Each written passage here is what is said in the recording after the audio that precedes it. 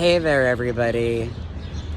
I'm here in downtown Philadelphia, just hanging out. I wish I was hanging out, actually. I was just recording a number of takes for a 1-minute pitch I'm submitting for a grant competition, the deadline for which is this Wednesday. As I continue to think about academia and my prospects there, I continue to think, who needs it, frankly? Because the ivory tower is the ivory tower, and we don't need gatekeepers anymore, right? There's a maker economy out there. There's always been a maker's economy out there, and you could literally make whatever you want. I came here today on this fairly warm day to Signers Square, or Signers Garden. This monument you see back here is a monument to the, quote, monumental documents, as the inscription on that pedestal over there says. And I thought that was a really interesting framing, monumental documents, right? So it's not just enough to have documents and monuments. Now we have monumental documents, which really opens up a new level of research inquiry for me if I wanted to go there. Right behind us, however, is Thomas Jefferson's Garden. And as some of you know, I have a long checkered history with Thomas Jefferson. I went to Thomas Jefferson High School for Science and Technology. Then I went to the University of Virginia, founded by Thomas Jefferson. And now I live in Philly, where Thomas Jefferson University seems to be everywhere. There's a satellite location about a 5-minute drive from my apartment in Germantown. I just walked through their main campus in downtown Philly to get here from the hotel that I'm staying at. It's a little 2-day staycation, the Bellevue Hotel, which is one of the oldest hotels in the city. And I thought, let me just, come to Thomas Jefferson's Garden to see if I can get in. And of course I can't get in because it's locked. So there you go. That sort of tells you everything if you think about it. I'm just going to get a little bit more footage as I leave the space. You can actually see in the back there, that's the Lafayette building. And yeah, people are right back here at Thomas Jefferson's Garden stalling. So I'm just going to stall here for 1 second as well. So I can get a little bit of that flavor for myself. I might actually start doing tours or something. But I wanted to do, and also I might start doing an online course. But yeah, this is Thomas Jefferson's garden back here. I don't think he actually gardened in it, but it's named after him, you see.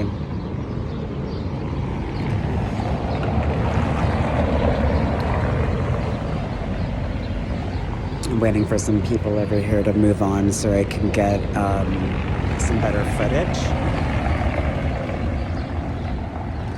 This is all like the Independence Memorial grounds. It's sort of like the National Mall in DC, only it's in Philly. And it sort of commemorates all of the founding of, you see, American Philosophical Society, founded, what does that say? 1743.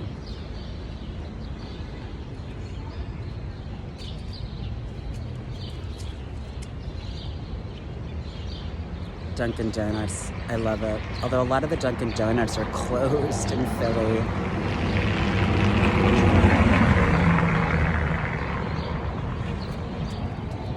Right?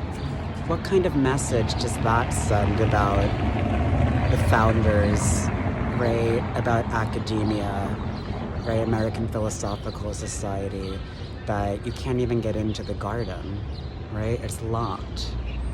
Right? It's a wonderful symbol of the ivory tower, right? Of gatekeeping, if you think about it.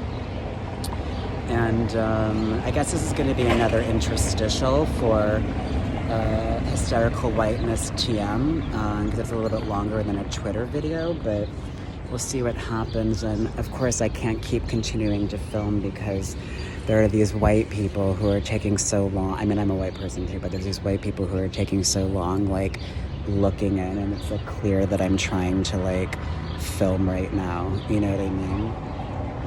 So it's a little bit disrespectful, but when you're shooting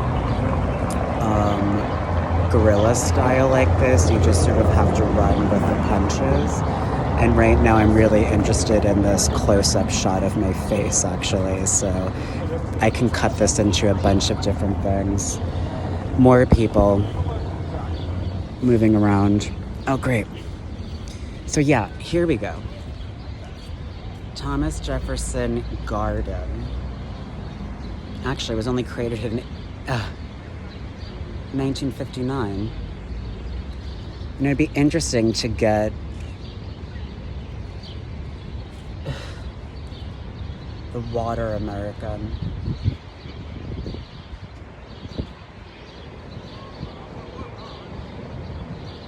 There's also the American Philosophical Society Museum here. I also wanted, I'm just gonna keep walking. Maybe this is like a tour guide video, but I wanted to show you all something else that I found fascinating as we cross the other way. This, by the way, is a moving and thinking video. I'm deeply, deeply, deeply inspired by Bill T. Jones and the Arnie Zane Dance Company. Arnie Zane, rest in peace and power. And Live Arts New York, which used to be Dance Theater Workshop. Moving and thinking. I'm moving and thinking and talking. So, you know, I rested yesterday. It was Sunday. You get all this bunting here. If I keep it down lower. You know? There were fireworks. I didn't see them, but I heard them. And it was 88 degrees today, but it's pretty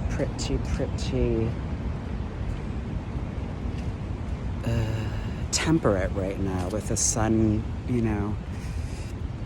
We're gonna get another monument here. And this is actually a project I would love to do at the Gettysburg Battlefield. This says Barry. Now, I have no idea who that is, but presumably that's another founding father. Oh, sorry. I'm getting myself lost. You know, you can't get through here either. It's all closed off. Everything's closed off. Do you see this? Why is everything closed off in a democracy? Well, another way to ask that question is, why do democracies routinely close things off, right?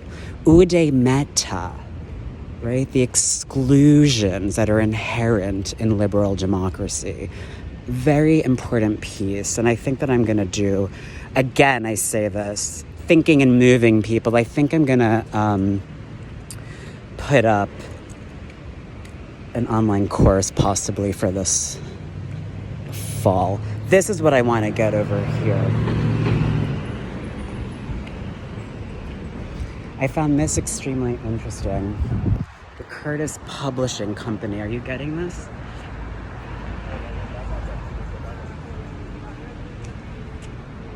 The Curtis Publishing Company was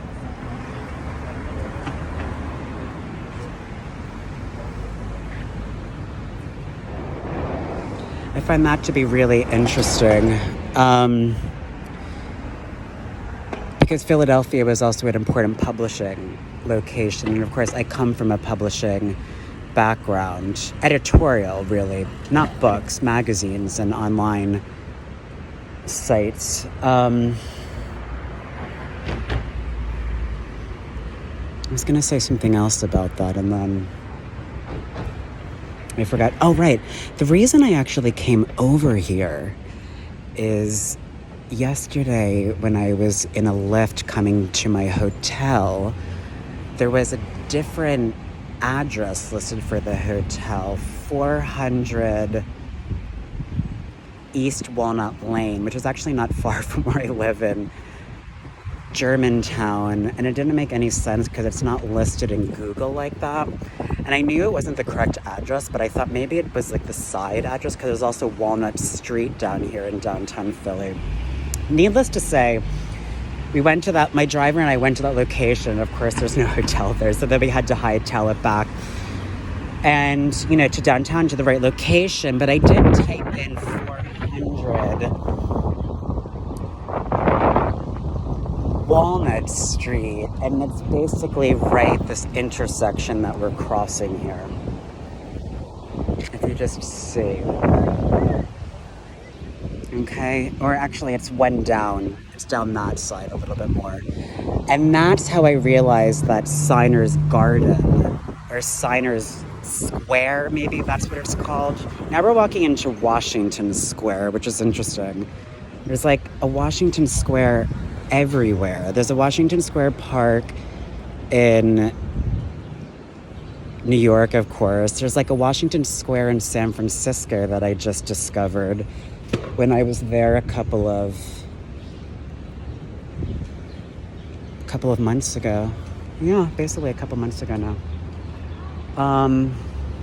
And of course I'm really influenced by Henry James, who wrote the novel, and William James, Henry James, of course, wrote the novel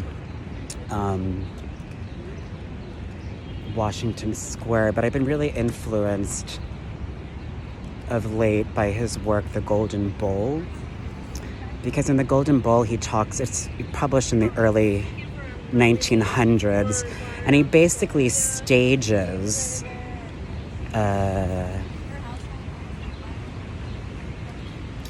the shriveled up legacy of the Roman Empire, if you will. The height of the British Empire and the oncoming Empire of America, right? The United States of America. And now this is interesting over here. I'm just gonna hold you. There's like some sort of interesting, a turtle memorial there, which we're gonna go check out.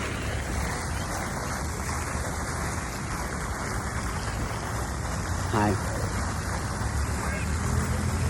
Hi. Freedom is a light for which many men have died in darkness.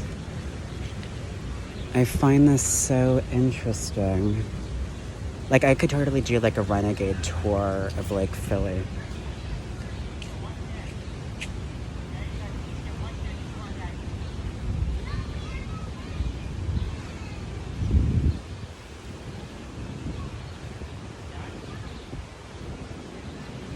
I don't know if you can read that. It says, from Washington's farewell address, September 17th, 1796.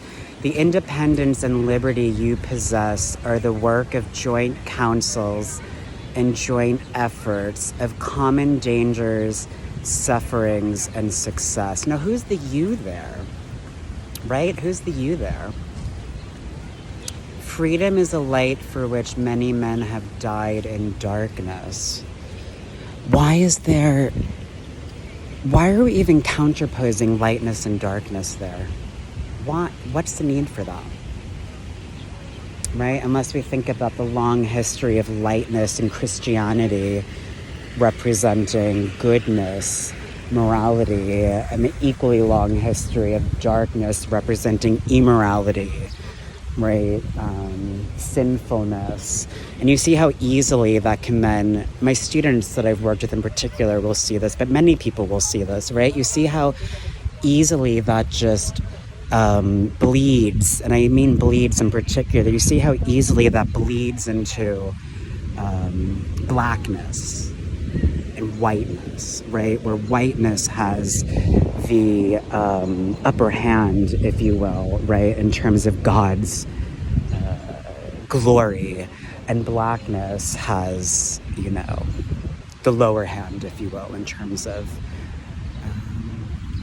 their status before God.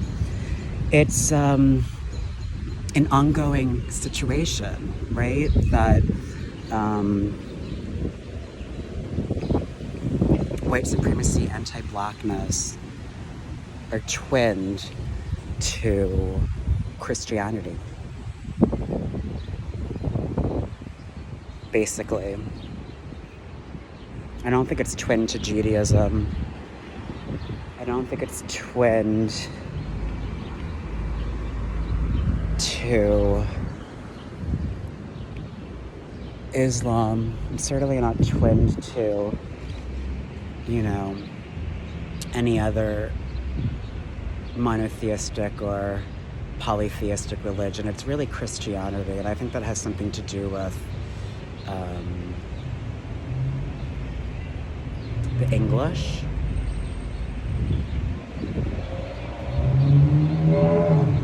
but also something to do with the Spanish.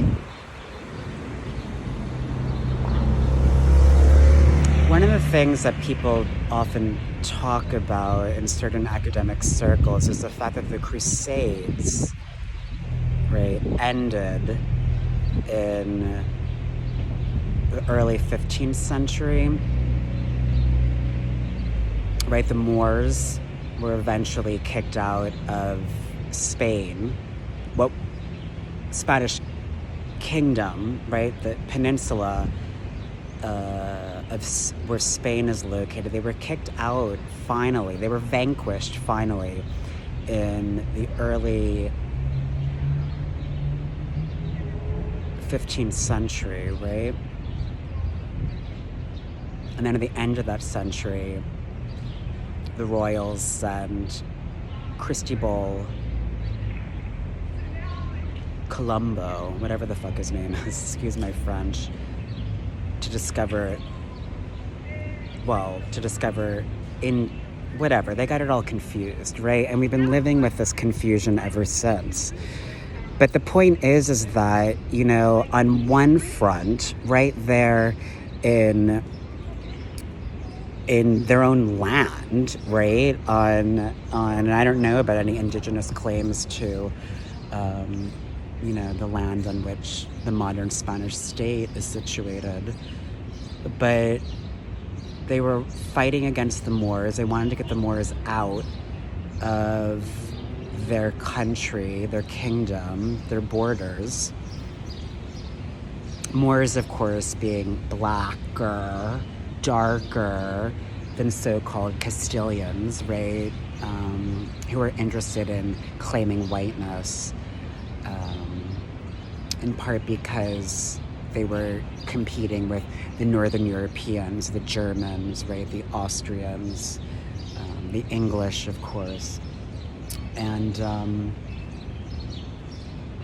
they followed up that act of kicking out the Moors with essentially kicking out indigenous peoples around the world from their ancestral lands, right? This all happened in the span of a century. And that's something that people think a lot about, you know. I can give you all sorts of citations, but I, for one, follow Sylvia Winter here with 14, and I don't know that she exactly says this, but 1492 for me is the birth of modernity. In the transatlantic slavery trade, right? The dispossession of native peoples, their body, minds, and their lands through genocide, through forcible removal, through expropriation. And, you know, this is a beautiful part of the city right here with these gorgeous, you know, row houses, quintessentially Philly, probably super expensive. But when, you know, Washington says in his farewell address, from which I read to you earlier, that you've been given all these things, who's the you again? This is the you, right? This is the you back here. Wealthy property owners, that's the you. That's who were given whatever Washington was promising, right? And we have to continue to think about this legacy of 1776, which people are doing. But we also have to continue to think about the legacy of the Civil War, which is ongoing. And that's what the legacy of which is ongoing. But, you know, this country is breaking apart. I definitely think that's the case. I definitely feel it. You know, the fact that people are preparing for surges again because of the Delta variant, it doesn't make any sense. Nothing makes any sense anymore. And that's why I've moved straight into the maker space, because I just have to make my own sense and make my own projects, and maybe they will help other people find sense, or maybe they'll help other people, maybe they'll motivate other people to make their own projects, you know? I mean, there's no reason that we should be receiving knowledge from anybody else anymore. The gates are crushed. There are no gatekeepers anymore. I've been saying this for almost a year now, right? It's up to us. It's just us. And if I can help you with your own projects against anti-Blackness, against anti-brownness, against anti-Asianness, against white supremacy, against anti-transness, I'm doing an anti-program, right? As you all know, I'm Rihanna Stan. This is all anti. Anti. Anti. Anti. Anti.